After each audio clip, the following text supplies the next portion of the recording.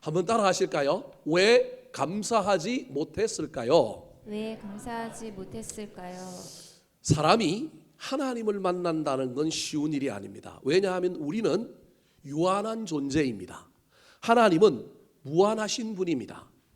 무한하신 하나님이 무소부재하셔서 어디든지 계시기는 하지만 하나님이 우리를 만나주지 않으면 잠시 잠깐 싹 숨어버리면 숨바꼭질해도 찾을 수 없는 분이 누구냐 하면 하나님입니다. 우리는 우리가 진리를 찾고 우리가 신앙생활을 하고 우리가 뭔가 신앙의 뭔가 내공을 이루어가고 내가 무엇인가를 한다고 자꾸 착각하지만 알고 보면 그 자리에 그 시간에 그때에 내 열심 앞에 누가 나타나 주신 것이냐 하면 사실은 하나님이 나타나 주신 것입니다. 무한하신 하나님을 유한한 우리 인간이 찾고 만나는 것이 아니라 무한하신 하나님이 유한한 우리 인간에게 찾아오시고 우리를 만나 주시는 겁니다.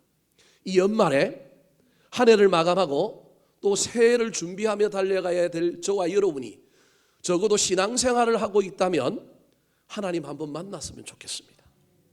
찾아오시는 예수님을 경험했으면 좋겠습니다. 신앙이 익숙한 사람도 이게 쉽지 않습니다. 오래 믿어도 평생 하나님 못 만나고 갈 때가 얼마나 많은지 모릅니다. 옛날에는 만났는데 지금 주일날 되면 마음이 뜨겁고 교회 오고 싶고 이런 사람이 예수를 오래 믿어도 별로 없어요. 골치 아픕니다, 여러분. 그런데 처음 믿어도 마음이 뜨겁고 설렙고 주님 어디 계실까? 예수님이라는 분이 있다는데, 하나님이 있다는데 도대체 어디 계실까? 그 마음 갖고 구도자의 마음으로 찾는 사람도 있을 수 있습니다. 어찌되었든 저와 여러분이 사모하는 마음으로 하나님을 찾으시되 우리가 아무리 찾아도 못 만날 경우 기도하셔야 됩니다. 주님, 나 좀 만나주세요.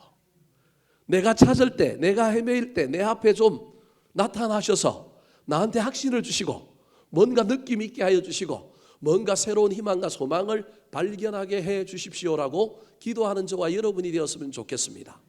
오늘 본문에도 예수님을 만난 사람들의 이야기가 등장합니다. 어쩌면 그들은 예수님을 기다리고 있었는지도 모르겠지만 아무리 기다려도 주님이 그들에게 오시지 않으면 만날 수가 없는데 신기하게 우연을 가장하여 예수님이 그들을 찾아오셨습니다. 그들이 누구였느냐 하면 10명의 문둥병자, 나병 환자였습니다. 11절부터 13절까지의 말씀에 오늘 본문의 주인공들이 나옵니다. 같이 한번 읽어볼까요? 시작! 예수께서 예루살렘으로 가실 때 사마리아와 갈릴리 사이로 지나가시다가 한 마을에 들어가시니 나병 환자 10명이 예수를 만나 멀리 서서 소리를 높여 이르시되 예수 선생님이여 우리를 불쌍히 여기소서 하거늘. 예수께서 예루살렘으로 가실 때 이 말은 예수님이 이제 자기 인생의 최종 목표인 십자가를 지시기 위하여 예루살렘에 가시는 거예요. 그래서 달려서 돌아가실 인생의 마지막 목표를 향하여 달려가시는데 중요한 거 하나 빠뜨리지 않고 해결하려고 하는 그런 모습으로 우리 주님께서 갑자기 길이 아닌 곳으로 가셨어요. 어디로 가셨느냐 하면 수많은 길이 있는데 사마리아와 갈릴리 사이 길을 간 거예요. 사실은 이건 길이 아니에요. 왜냐하면 사마리아라고 하는 마을은 유대인들, 이스라엘 사람들이 피가 섞여서 혼혈 사람들이 사는 동네라서 수많은 유대인들, 이스라엘 사람들이 이 사람들을 사람 취급을 안 하는 동네예요. 그래서 이스라엘 사람 유대인들은 이 사마리아 동네를 안 가려고 그래요. 그러니까 이 곁에 잘 없는데 이 곁에 동네가 하나 있는데 무슨 동네가 있느냐 하면 갈릴리라고 하는 동네가 있는 거예요. 갈릴리는 이스라엘 백성들 중에 가장 루저들, 가장 천대받는 사람들이 살고 있는 동네가 지역이 갈릴리인가요?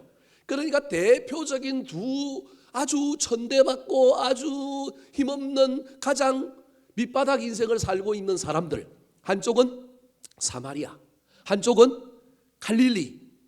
그런데 이 도시도 아닌 이 둘 사이에 길을 지나가는 거예요. 이유는 여기에 누가 살고 있느냐 하면 나병 환자들이 뭐하고 있어요? 살고 있는 거예요. 왜? 이들은 마을에 들어갈 수가 없어요. 왜 들어갈 수가 없어요? 옮길 수 있으니. 우리도 옛날에 소록도에 그런 것이 있었고, 옛날에 시골 마을에 가면, 저도 섬에서 자랐는데 섬에 보면 나병 환자들의 정착촌이 있어요. 어릴 때 부모님들이 늘 거기는 가지 말라고, 가면 누구 잡아먹는다고요? 애기 잡아먹는 동네다. 거기는 가면 된다 안 된다. 얼마나 그 사람들을 혐오하고 그 사람들을 낙인 찍었는지 몰라요. 불쌍한 사람들인데 자기 아이들을 보호하려고 옮지도 않는데, 그때는 의료적인 지식이 없으니 나병이 옮는 게 있고 안 옮는 게 있는데 대부분 안 옮는데도 불구하고 옮는다고 착각하여 거기 가면 자기 아이들이 위해를 당할까 봐 소문을 막 만들어내는 거예요. 가면 뭐 잡아먹는다고요? 애 잡아먹는다. 그래서 못 가게 했다니까요. 근데 우리 엄마가, 제가 초등학교 5학년 되니까 저를 데리고 그 마을로 갔어요. 왜 갔느냐면 제가 아토피가 심해가지고 막 피부병이 막 도지니까 우리 엄마가 어릴 때는, 아주 어릴 때는 가라 그랬어요. 가지 말라 그랬어요. 가지 말라고 그러고 저를 데리고 가고 거기 가서 뭘 얻어와요? 연고를 얻어오는 거예요. 그때 제가 엄청 충격을 먹었어요. 그 전까지만 4학년까지만 해도 가라고 그랬어요. 가지 말라 그랬어요.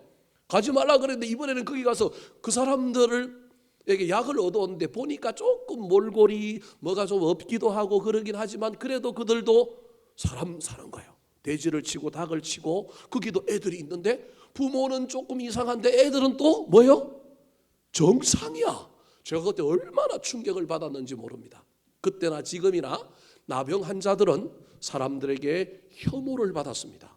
그래서 그들은 마을에서 모여 살지 못하고 마을 바깥에 가서 산 겁니다. 그래서 지금 예수님이 지나가는 사마리아와 갈릴리 사이에, 사마리아에서 문둥병 걸린 그 천대받은 사람들 뿐만 아니라 유대인들 중에도 갈릴리에서도 이 나병에 걸려서 그 도시에서 살 수 없어서 쫓겨난 사람들이, 이들은 서로가 서로의 심정을 안다고, 정상적이었으면 절대 어울려 살 수 없는 사람들인데, 이 사마리아와 갈릴리 사람들이 정상이라면 절대 같이 안 사는데 나병이 걸리고 나니 이들이 모여서 이 길도 아닌 이 광야에서 이들이 지금 뭐하고 있냐? 함께 뭐하고 있는 거예요? 살고 있는 거예요. 아무도 오지 않는 이 길을 우리 예수님이 지금 뭐 하시느냐 하면 지나가시는 거예요. 근데 지나가는데 여러분, 이때 이들이 짜잔하고 주님께 안 나타나면 우리 주님이 지금 어디로 들어가실 판이에요? 한 마을로 들어가실 판이에요. 12절에 보니까 마을로 들어가시기 직전에 그때 나병 환자 10명이 예수님을 찾아온 거예요. 그들 입장에서는 그들이 예수님의 소문을 듣고 그들이 예수님을 찾아왔다고 생각하지만 사실은 알고 보면 누가 찾아오신 거예요? 예수님이 길도 아닌 곳으로, 일반 사람은 오지 않는 그 길로 딱 왔는데 아다리가 딱 맞아가지고 이들이 예수를 만나 어떻게 서 있어요? 멀리 서 있어요. 왜? 이들이 정상적인 사람한테 접근을 하면 뭘 던져요?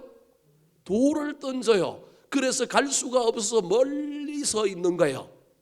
재미난 건 여러분, 저기에서 10명이라고 하는 나병 환자가 함께 왔다라고 하는 사실을 기억해야 합니다.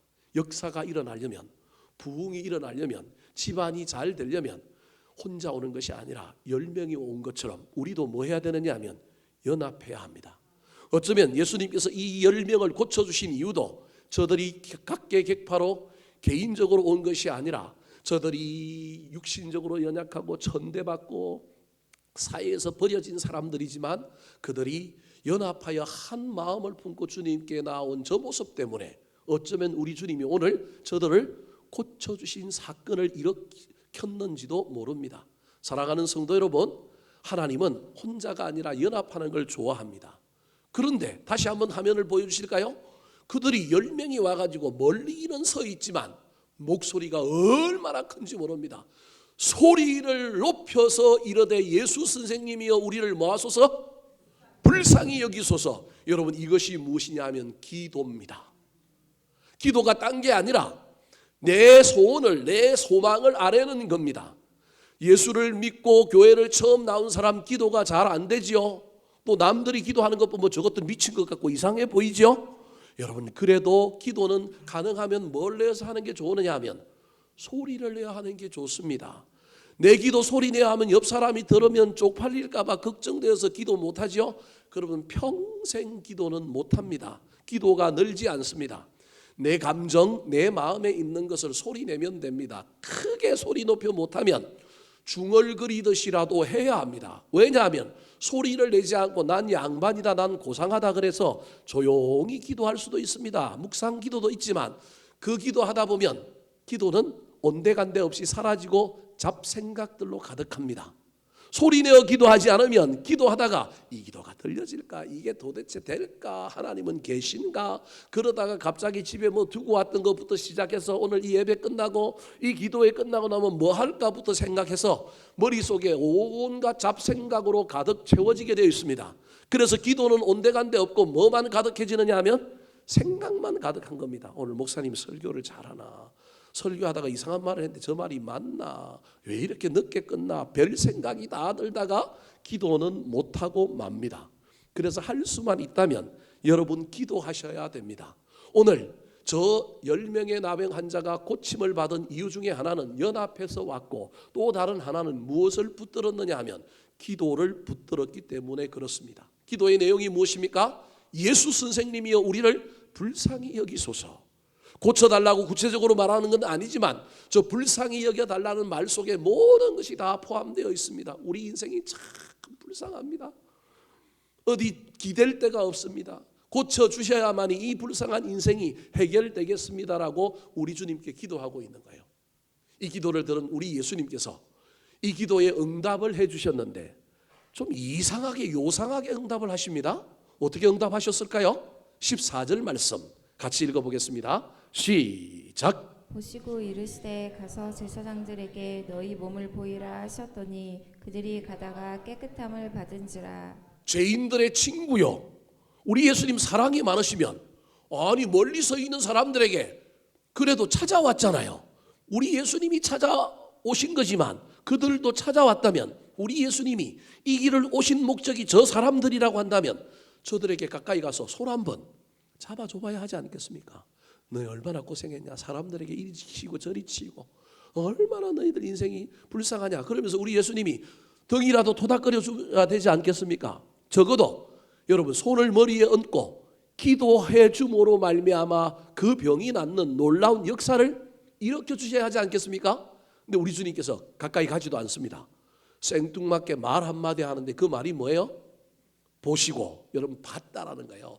우리는 가까이 오기를 원하지만 우리 예수님은 보신 거예요. 보시고 이러시되 가서 제사장에게 너희 몸을 뭐하라고요? 보이라. 여러분 저때 저와 여러분이 저 나병 환자라고 하면 저 이야기를 듣는 순간 우리는 어떤 반응을 보일까요? 저 같으면 어쭈 이것 봐라. 지가 예수라고? 가까이 오지도 않네? 제사장에게 가라고? 가서 맞아 죽으라고? 안 나서주고 무슨 말을 하는 거야? 원망과 불평부터 시작하고 이게 되냐 될 거냐 말 거냐 오만 생각이 다 있을 뿐만 아니라 어떤 사람은 입을 삐죽거리면서 말도 안 되는 소리 하고 있네. 여러분 분명히 10명 중에 이렇게 말하는 사람이 있을 수 있습니다. 왜 우리 예수님은 손을 얹어 기도해 주거나 또 다른 방식으로 접촉을 하거나 어떤 인격적인 관계 속에 그들을 고쳐주지 않고 왜 이 10명의 문둥병자, 사실은 이들이 찾아온 게 아니라 예수님이 찾아왔음에도 불구하고 이들에게 이런 치유의 방법, 이런 이야기를 할까요? 이유는 간단합니다. 첫 번째는 왜 이렇게 하셨느냐 하면 이들이 기도했는데 믿음이 있는지 없는지 보려고 그러는 거예요. 무슨 말이냐 하면 저 14절에서 가장 중요한 두 단어는 가서라고 하는 단어와 가다라고 하는 단어입니다. 예수님께서 이 12명의 문둥병자에게 가서 제사장에게 보이라고 그러는데 인간적인 생각으로는 오만 핑계거리, 오만 불평이 다 나올 수 있음에도 불구하고 지금 저들이 순종하여 뭐 한 거예요? 갔어요. 간 이유는 뭘까요? 믿음이 있기 때문에 간 거예요. 원망과 불평이 있으면 갈까요? 못 갈까요? 못 간다니까요. 여러분 저와 여러분은 하나님께 기도하면 우리는 그 기도가 어떤 방식으로 응답되기를 원하냐면 내 방식으로 응답되기를 원하는 거예요. 내가 그려놓은 그림에 딱 들어온 것만 기도에 뭐라고요? 응답이라고 생각하는 거예요. 내 생각대로 안 되면 짜증이 나고 내 생각대로 안 되면 하나님은 없어. 이분은 믿을 만한 분이 아니에요. 그런데 여러분 기도는요 4가지 응답이 있어요. 첫 번째 yes, 내가 원하는 대로 해주는 거 no, 아니라는 거예요. 아이에게 총을 줄 수 없는 것처럼 네가 구하는 건 아직은 너한테 너의 영적인 성숙과 네 인생에 아직은 필요 없어서 못 주겠다라는 거예요. no도 응답이에요. wait, 조금만 기다려, 이것도 응답이에요. 그런데 또 다른 하나의 응답이 있습니다. 그게 영어로는 아들저라고 하고 또는 something이라고 하는 거예요. 무슨 말이냐면 내가 구한 것하고 뭘 주세요? 다른 것을 주시는 것도 뭐라고요? 응답이라는 거예요. 오늘 본문이 그런 거예요. 10명의 나병 환자는 불쌍히 여겨달라고, 우리 좀 고쳐달라고 기도했는데 고쳐주기는 그냥 낫는다라는 말도 없어요. 아들저 something, 다른 걸 이야기하는데 제사장들에게 가서 뭐하라고요? 보이라는 거예요. 이때 의심이 올라오고 분노가 올라오고 미련이 올라오면 믿음이 없는 겁니다. 그런데 저 10명이 그래도 기도만 있는 것이 아니라 뭐도 있어요? 믿음도 있어요. 얼마나 감사해요. 이 연말에 저와 여러분이 기도도 잊어버리지 않았으면 좋겠고, 기도할 때 응답의 방향이 yes나 no나 wait나 something이나 아들이 올지라도 그 something과 아들을 붙들고 믿음으로 나아갈 때 합력하여 선을 이루고 끝에 정말로 놀라운 우리가 원하는 것에 이루는 것을 경험하는 저와 여러분이 되었으면 좋겠습니다. 지금 이 10명의 문둥병자는 우리보다 믿음이 좋습니다. 우리는 기도를 잃어버렸는데 이들은 기도를 붙듭니다. 우리는 주님을 찾지 않는데 이들은 주님을 찾았습니다. 더 나아가서 이들은 기도하였을때 기도의 응답이 자기가 그려놓은 그림의대로 들어온 것이 아님에도 불구하고 그들은 믿음 카드를 사용하여 누구에게 갑니까? 제사장에게 갑니다. 다시 14절을 한번 보여주실까요? 신기해요. 여러분 아주 짧게 기록했지만 저 안에는 엄청난 삶의 다이나믹과 역동이 있어요. 보시고 이르시되 가서 제사장들에게 너희 몸을 보이라 하셨더니 믿음으로 순종하여 그들이 가다가 뭘 받았다고요? 깨끗함을 받았다는 거예요. 믿음으로 가는지 안 가는지를 보려고 저 이야기를 하는 거예요. 또 다른 하나는 예수님은 저들이 낳는 것을 넘어서서 오랫동안 공동체 가족으로부터 유기당하고 떨어져서 살았던 그들의 외로운 인생이 이제는 남은 인생 더 빨리 더 멋지게 살라고 공동체에 빨리 돌아가야 되는데, 공동체에 돌아가려면 이게 나았다라고 하는 증명서를 누가 떼줘야 되는데 누가 떼주는 거예요?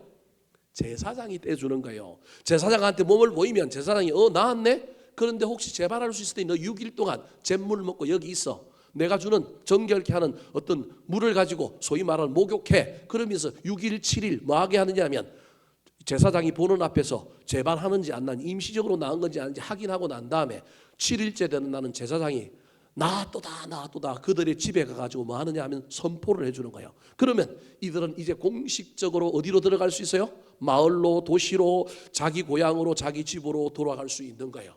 예수님은 하루빨리 너희들이 삶의 현장에 복귀하여 그동안 잃어버렸던 삶 멋지게 살아라라고 하는 의미로 중간 과정 다 생략하고 어디로 보냈느냐 하면 제사장에게 먼저 보낸 거예요. 미래를 위하여 더 아름다운 미래를 건설하게 하려고 하는 우리 주님의 놀라운 배려가 이 안에 있지만 우리 주님은 그 일을 통하여 또 뭐 하나를 보고 싶어 하느냐 하면 이들에게 감사가 있는지 없는지를 확인해 보고 싶은 거예요. 그래서 오늘 본문의 주제는 믿음과 감사입니다. 믿음이 있는 사람은 저와 여러분이잖아요.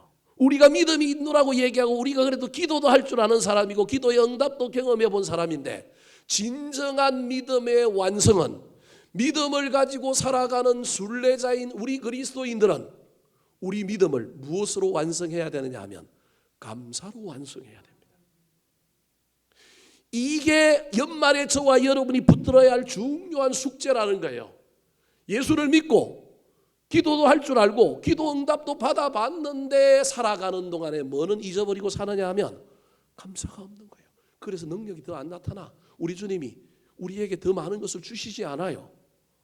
여러분, 제가 우리 주님이 삥 뜯는 분, 우리 주님이 우리에게 뭘 바라시는 분이라고 여러분에게 감사를 강조하는 것이 아니라 이 연말에 저와 여러분이 다시금 우리 인생을 돌아보고 우리가 붙들어야 할 것은 감사라는 거예요. 왜냐하면 그것이 믿음의 완성이기 때문에 그런 거예요. 그리고 이 감사가 있어야만이 더 큰 은혜와 더 큰 복이 또 다른 오고 오는 날들에 우리 앞에 펼쳐질 수 있기 때문이라는 것입니다. 더 나아가서 특별히 이 연말에 저와 여러분이 다시금 내 인생을 되돌아보고 감사해야 될 일은 11월 12월 이 연말이 우리 인생으로 늘리면 우리 인생의 개인적인 종말 죽음과 관련이 있는 계절이 언제냐면 11월과 12월이에요. 다르게 얘기하면 11월과 12월에 저와 여러분이 따뜻하게 좀 더 너그럽게 좀 더 사랑하며 좀 더 감사하며 살지 않는 사람은, 이 연습을 못한 사람은 저와 여러분의 인생 가운데 그날이 언제 올지 알 수 없지만 육신이 후패하여지고 우리가 죽음 앞에 이르게 될 때 우리의 모습도 지금 살고 있는 우리의 모습과 진배가 없을 겁니다. 지금 내가 원망하고 살고 있다면 저와 여러분이 개인의 마지막 죽음을 맞이할 때 그 죽음도 우리는 원망하며 죽을 가능성이 많습니다. 지금 내 삶에 감사가 없다고 한다면 여러분, 저와 여러분의 인생의 마지막에도 우리가 불평하고 비난하고 미워하고 그렇게 살다가 죽을 겁니다. 그래서 한 해의 끝자락이 되면 저와 여러분은 내 인생의 마지막을 준비하는 마음으로 내 곁에 있는 사람 다시 한번 쳐다보면서 마음을 넓히고요, 할 수만 있다면 나누고요, 사랑하고요, 무엇에서 떨어졌는지 내가 잃어버린 것이 무엇인지를 잘 붙들고 다시금 회복해야 합니다. 왜냐하면 이때 연습하지 않으면 우리 인생의 어느 순간에 죽음이 올지 모르는데 그때 그 죽음은 여러분, 저와 여러분이 끝이 좋은 죽음이 아니라 비극적인 죽음이 될 가능성이 있는 것입니다. 중요한 건 오늘 본문에 분명히 기도를 붙들었고 믿음으로 순종하며 가다가 나음을 입었는데 10명 중에 감사한 사람은 몇 명이라고요? 1명밖에 없다라는 거예요. 이게 오늘날 세상의 통계입니다. 성경이 이미 통계를 얘기해 주는 거예요. 이 수많은 세상의 수많은 사람들이 예수를 믿든 안 믿든 살고 있지만 인생을 통하여 사람들에게 또는 가족들에게 다른 사람들에게 감사하며 사는 사람은 몇 프로라고요? 10%. 그 10% 안에 드는 저와 여러분이 되었으면 좋겠습니다. 그 10% 안에 들면 인생이 바뀔 거예요. 그 10% 안에 들면 또 다른 놀라운 일이 일어날 거예요. 이건 제가 여러분에게 뭘 삥뜯기야 하는 말이 아니라 정말입니다. 여러분, 제발 이 연말만이라도 우리가 10% 안에 드는 감사의 사람이 되었으면 좋겠습니다. 그렇다면 여기서 질문을 한번 해봐야 합니다. 왜 9명은 감사하지 못했을까? 그 사람들은 믿음도 있었고 기도를 붙들어서 뭐도 받았어요? 응답도 받았는데 왜 감사하지 못할까? 여러분, 이 말도 안 되는 사람처럼 이야기하지만 이 9명이 오늘을 살아가는 누구의 모습일 수 있느냐 하면 저와 여러분의 모습이에요. 우리 다 믿음 있잖아요. 우리 기도했는데 응답 받아본 경험도 있잖아요. 그런데도 우리의 믿음이 감사로 완성되지 않을 수 있다는 사실을 잊어버리면 안 됩니다. 남 이야기로 여기면 안 됩니다. 여기 설교하고 있는 저의 이야기요, 저와 여러분의 이야기입니다. 냉정하게 우리가 이 연말에 나는 돌아와서 감사한 1명 안에 있는가, 아니면 그렇게 믿음 있으면서 기도도 했고 응답도 받았는데 나는 9명 안에 들어있는가 잘 분별해 보아야 합니다. 그렇다면 왜 이 9명은 감사하지 못했을까요? 첫 번째입니다. 따라하시겠습니다. 우연으로 여겼기 때문입니다. 우연으로 여겼기 때문입니다. 자, 이 10명이 가다가 나음을 입었는데 이 10명 중에 몇 명인지는 알 수 없지만 이 나음을 입는 이 사건을 어떻게 해석했느냐 하면 뭐라고요? 우연히. 여러분, 저와 여러분이 감사하지 못하고 저와 여러분이 은혜롭지 못한 삶을 사는 두 가지 이유 중에 하나는 우연이와 당연입니다. 우연이라고 여기면 감사는 안 나옵니다. 내가 얼마나 성실한데, 내가 얼마나 바르게 살았는데, 내가 얼마나 힘써 일했는데, 이게 당연이거든요. 이런 사람 앞에 이런 결과가 오는 것, 이런 성공이 있는 것, 이런 아름다운 일이 일어나는 건 뭐하다고요? 당연하다. 여러분, 저와 여러분이 그렇고 삽니다. 특별히 세상에 좀 더 열심히 사는 사람들이 훨씬 더 여기에 빠질 가능성이 많습니다. 그러면 세상에 열심히 사는 사람들은 다 성공해야 되지 않아요? 근데 열심히 살아도 성공 못한 사람들이 있어요, 없어요? 있어요. 부지기수예요. 어떻게 그렇게 열심히 사는데 그렇게 하는데도 하는 것마다 안 되는 사람도 얼마나 많은지 몰라요. 그래서 우연히와 당연히에 빠져버리면 큰일 납니다. 오늘 이 9명 중에 몇 명인지는 모르지만 성경은 밝히지 않고 있지만 제가 보기에 분명히 여기에 우연으로 여기며 예수님께서 하신 말씀대로 이루어졌다고 여긴 것이 아니라 이건 우연이다. 이건 당연하다. 내가 예수님께 나와서 기도하기 전에 내가 이 문둥병에 좋은 약초가 있다 그래서 산에서 들여서 약초 좀 캐먹었는데 어떤 물을 마시면 좋다 그랬고 내가 어디 가고 좋은 물을 마셨는데 어쩌면 지금 낳은 이 모든 일이 그것과 뭐가 있을 거다? 관련이 있을 거다. 여러분 우리는 원인을 찾아내고 뭔가를 매칭시키는데 도사입니다. 근데 알고 보면 정답이 아닌데 엉뚱하게 끌어다 붙여가지고 전부 그것이 그거라고 생각합니다. 우연과 당연에 빠지면 감사하지 못합니다. 사랑하는 성도 여러분, 눈을 열어서 우연과 당연에 빠지지 말고 나한테 일어난 일, 나한테 있는 것, 나에게 내려주신 하나님의 놀라운 은혜와 가치를 발견할 수 있었으면 좋겠습니다. 저의 후배 목사 중에 친하게 지내는 목사가 옛날에 어릴 때 아이들이 어렸는데 그 집에 가면 둘째가 저하고 아주 죽이 맞아갖고 저한테 꼭 손을 내밀고 오면 100원을 달래요. 그러면 저는 그 집에 갈 때마다 동전을 가지고 가서 100원을 줍니다. 얘는 100원만 주면 끝내주는 아이입니다. 제 말을 얼마나 잘 듣는지 모릅니다. 근데 어느 날은 100원을 줘야 되는데 100원짜리가 없어갖고 뭘 줬어요? 500원짜리를 줬어요. 500원짜리 줬더니 이 아이가 500원짜리를 어떻게 했을까요? 집어 던져버렸습니다. 그리고는 뭐 내놓으라고요? 100원 내놓으라는 거예요. 100원. 100원 내놓으라고 때를 쓰는 거예요. 형이 보고 있다가 뛰어와가지고 야 이거 100원짜리 몇 개라고요? 5개야. 빨리 주어. 그 아이가 주었을까요? 못 주었을까요? 안 줍습니다. 그에게는 뭐만 가치가 있어요? 100원만 가치가 있는 거예요. 저와 여러분이 우연히 당연히에 빠지는 이유 중에 하나가 우리는 어쩌면 100원짜리 인생으로 살고 있는지도 모릅니다. 눈을 열어 가치를 봐야 합니다. 어린아이는 가치가 뭔지를 잘 분별하지 못하기 때문에 어린아이의 입에서 감사가 나올 수는 없습니다. 철들어야 나타나는 감정이 감사입니다. 감사는 성숙한 사람에게 나타나는 굉장히 훌륭한 감정입니다. 성숙하니 부모의 은혜가 보이는 것처럼 여러분 성숙한 신앙인이 되면 베풀어 주신 은혜가 보입니다. 그래서 감사의 깊이가 신앙의 깊이라고 하는 사실을 잘 기억하여 내가 우연히와 당연히에 빠질 뿐만 아니라 감사가 사라졌다면 나는 목사고 나는 장로고 난 예수를 몇십 년 믿었다고 할지라도 내 신앙의 깊이가 얇구나. 감사로 우리의 신앙의 깊이를 점검하는 저와 여러분이 되기를 예수님의 이름으로 축원합니다. 두 번째, 감사하지 못한 이유는 무엇일까요? 따라 하시겠습니다. 나중으로 미루었기 때문입니다. 나중으로 미루었기 때문입니다. 자, 우연이라고 생각하고 당연이라고 생각한 사람들도 있지만 9명 중에 몇 명인지를 알 수 없지만 그들이 가다가 낳자마자 여러분 예수님께서 낫게 해주셨구나, 예수님께 감사해야 되겠네 라고는 생각했지만 언제 하자고요? 나중에 하자.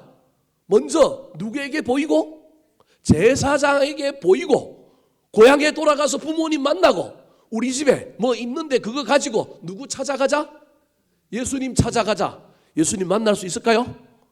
성천하고 없을 거예요. 나중에는 힘들어요. 나중에는 생각이 안 나요.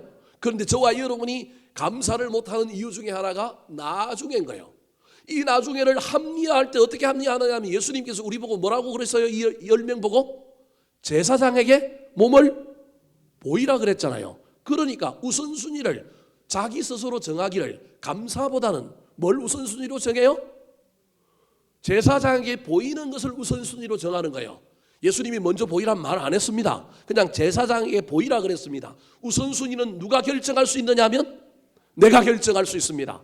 사랑하는 성도 여러분, 감사를 우선순위로 결정하시기 바랍니다. 감사를 우선순위가 아니라 나중에 놓으면 할 수가 있을까요? 없을까요? 없어요. 제가 옛날에 서울의 동안교회에서 결혼을 했는데 그때 담임 목사님이 김동호 목사님이었는데 청년들이 많다 보니까 결혼식이 막 너무 많아고 따블이 돼갖고 김동호 목사님이 뭘 못했느냐 하면 주례를 설 수가 없었어요.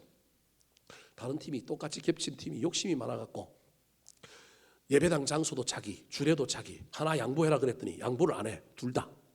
그래서 제가 참 너그러운 사람이에요. 그래, 그러면 까짓 우리가 다 양보하자. 그리고 결혼식장이 갑자기 없잖아요. 그래서 어디 가서 했느냐? 올림픽 공원 야외에 가서 했어요. 야외에 가서 하면서. 근데 이제 목사님이 없잖아요. 그래서 제가 한국 라버리라고 하는 곳에 있는 성인경 목사님이라고 하는 분을 모셨는데, 저는 우리 가족들한테 주례비 주라고 다 얘기했는데 주례비를 줬어요, 안 줬어요? 안 준 걸 결혼하고 2년 후에 알았어요. 2년 후에. 그러면 2년 후에 알았으면 그거 갚으러 갔어야 되는데, 뭐 직장 생활 안 하고 바빠고 연말에 가지, 언제 하면 가지, 휴가 때 가지 그러고 했는데, 그분이 세상에 있을까요, 없을까요? 없는 거예요. 나중에는 악한 마귀의 전략입니다. 이 나중에 넘어가면 큰일 납니다. 할 수만 있다면 저와 여러분이 때를 놓치지 말아야 됩니다. 왜 때를 놓치지 말아야 될까요? 감사의 때를 놓치면 감사가 우리에게 가져다 주는 복을 놓치기 때문에 그렇습니다. 저는 목사로서 여러분에게 자신 있게 이야기할 수 있습니다. 감사하면 복 받습니다. 감사하면 좋은 일이 일어납니다.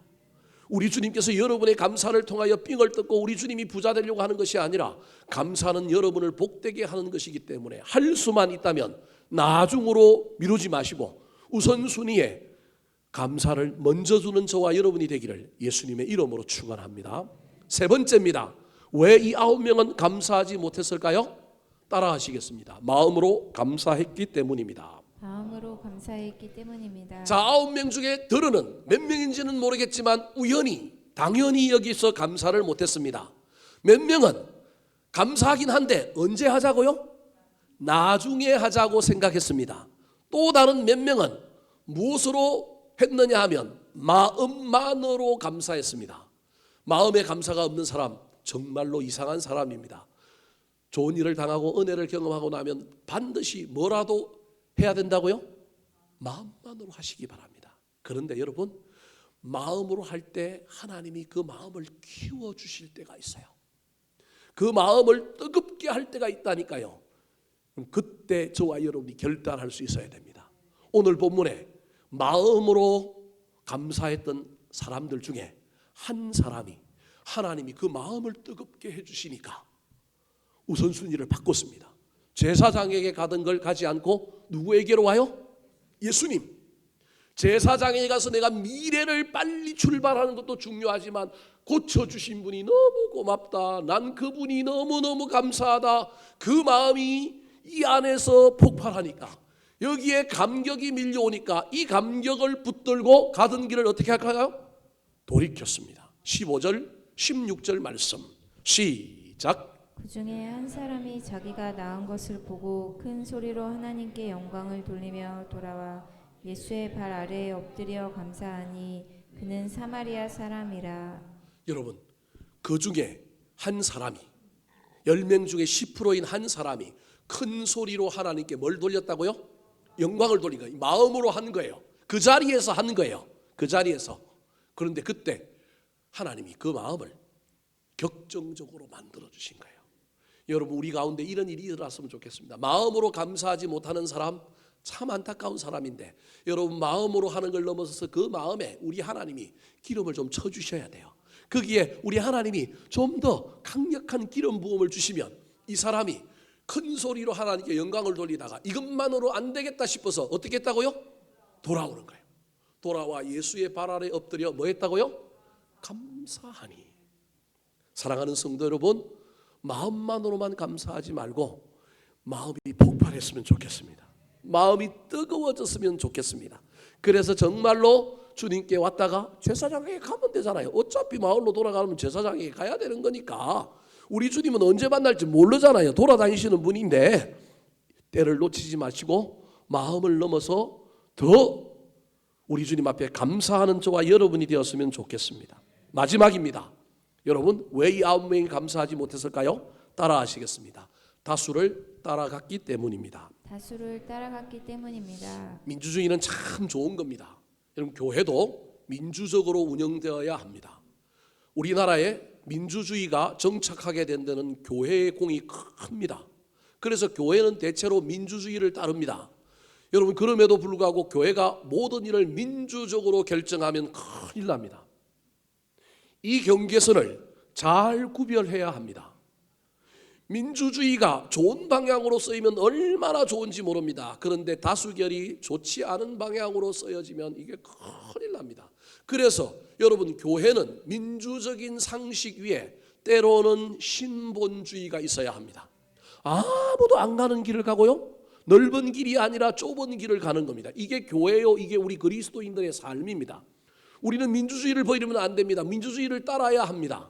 그럼에도 불구하고 때로는 거꾸로 하면 안 될 뿐만 아니라 이 민주주의 속에서도 하나님의 뜻이 어디 있는지를 늘 분별해야 됩니다.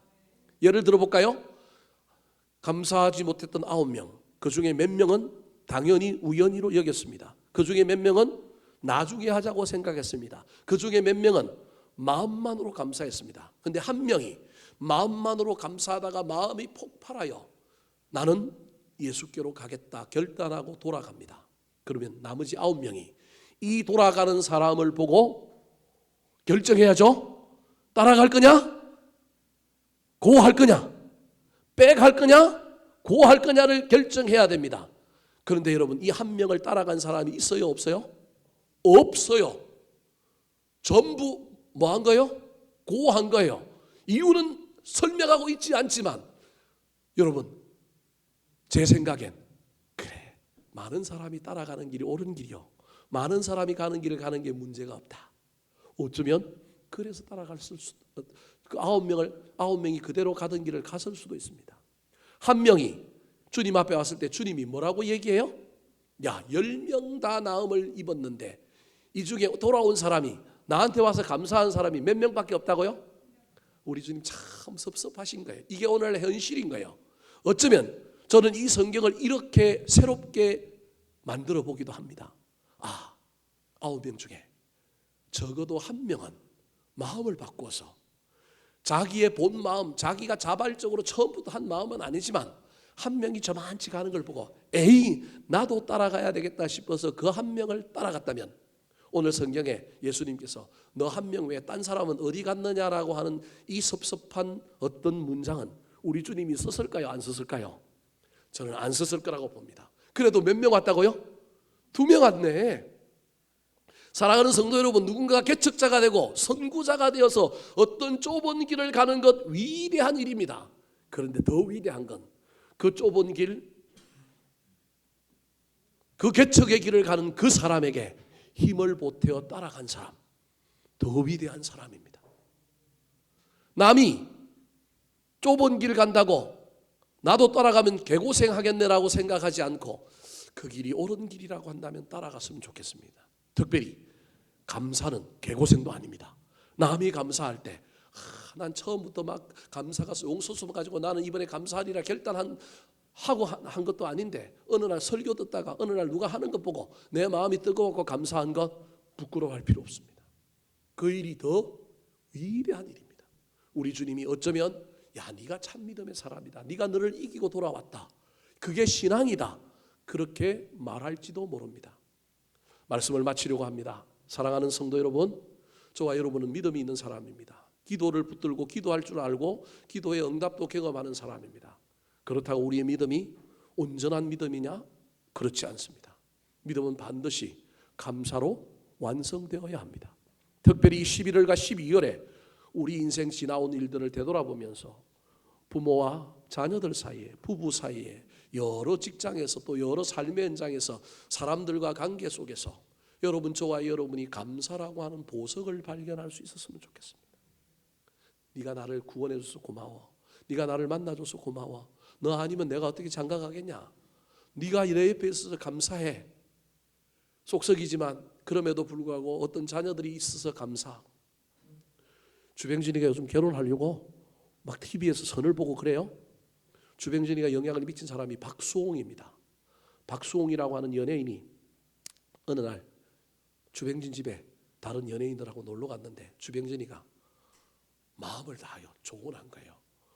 이런 좋은 집에 산다고 박수홍이가 막 부러워하니까 자기는 옛날에 이런 좋은 집에 살면 행복할 줄 알았대요. 근데 집은 인생의 뭐뿐인 줄 깨달았냐면 껍데기일 뿐이고 이 좋은 집에, 이 넓은 집에 자기가 뭐 하고 있다고요? 걔하고 혼자 살고 있는 것. 자기가 아파서 병원에 갔는데 보호자가 없는 것. 그것이 얼마나 슬펐는지 모른대요. 그래서 박수홍이한테 늦지 않았다. 내가 네 나이라고 한다면, 이 전 재산 이런 집 재산 없어도 나는 네 나이라고 한다면 뭐 하겠다? 결혼하겠다. 그 얘기에 박수홍이가 충격을 먹고 결혼한 겁니다. 박수홍이가 결혼하고 난 다음에 형님 말대로 살아보니 너무 좋은데, 형님, 제가 보기엔 형님도 안 늦은 것 같습니다.